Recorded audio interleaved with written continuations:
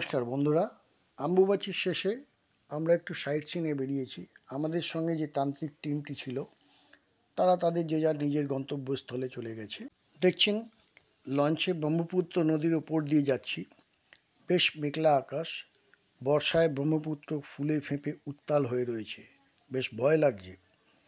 ব্রহ্মপুত্র নদীর ওপর একটা দ্বীপ রয়েছে, ওই যে দেখা যাচ্ছে দূরে একটা দ্বীপ, আমরা ওখানেই যাব। ওই দ্বীপে একটি শিব মন্দির, দুর্গা মন্দির ও আদিম যুগের একটি গুহা রয়েছে। এই যে দেখছেন শর্ট গেরুয়া পাঞ্জাবি পরা, চোখে চশমা, মোটাসোটা ব্যক্তিটি, ইনি হচ্ছেন আমাদের বিকাশ দা। আমরা দ্বীপটির খুব কাছাকাছি চলে এসেছি। দ্বীপটির এই শিব মন্দিরে যেতে হলে সিঁড়ি দিয়ে অনেকটা ওপরে উঠে আবার নিচে নামতে হয়, খানিকটা আন্ডারগ্রাউন্ড বলতে পারেন। মন্দিরের ভেতরটা ঘুটঘুটে অন্ধকার, দেখতে থাকুন।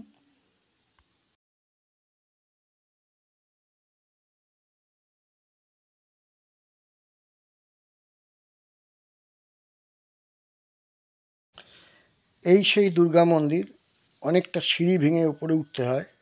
আমাদের কপাল খারাপ, মন্দিরটি বন্ধ ছিল। আমরা মন্দির খোলা বা বন্ধের টাইমটা জানতাম না।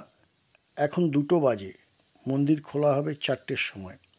মন্দির খোলার টাইম অ্যাকচুয়ালি সকাল 7টার থেকে 12টা ও বিকেল 4টের থেকে 7টা।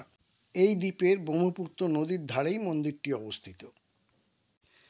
এবার যাব আমরা সেই গুহায়। গুহার মধ্যে বড় বড় পাথরের ওপর দিয়ে হাঁটতে হচ্ছে।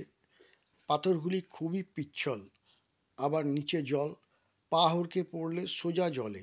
গুহার মধ্যে কিছু কিছু জায়গায় সোজা হয়ে দাঁড়ানো যাচ্ছে না। গুহার মধ্যে তাই ভিডিও করা যায়নি। একটু ভালো জায়গা দেখে কিছু ছবি তুলেছি। এবার আমাদের ফেরার পালা। আবার সেই নদী পেরিয়ে আমাদের কামাখ্যা পৌঁছাতে হবে। আকাশ বেশ মেঘাচ্ছন্ন, আস্তে আস্তে সন্ধ্যা নামছে। ভিডিওটি ভালো লাগলে অবশ্যই একটি শেয়ার ও সাবস্ক্রাইব করবেন ও একটি লাইক দেবেন।